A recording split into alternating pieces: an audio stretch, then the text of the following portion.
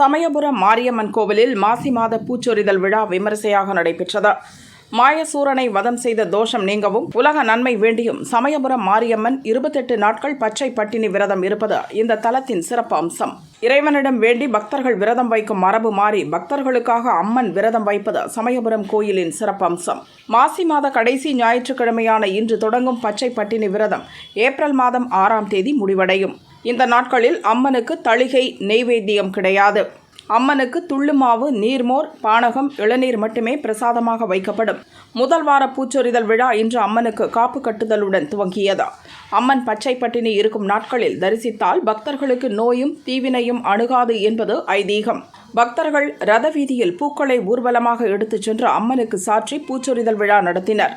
அதைத் தொடர்ந்து சிறப்பு அபிஷேக அலங்கார தீபாராதனை நடைபெற்றது. திரளான பக்தர்கள் ஓம் சக்தி பராசக்தி கோஷத்துடன் தரிசனம் செய்தனர். ஏற்பாடுகளை கோயில் இணை ஆணையர் பிரகாஷ் குழுவினர் செய்தனர். விழாவை முன்னிட்டு CCTV கேமரா பொருந்திய தற்காலிக பேருந்து நிலையங்கள் அமைக்கப்பட்டுள்ளது.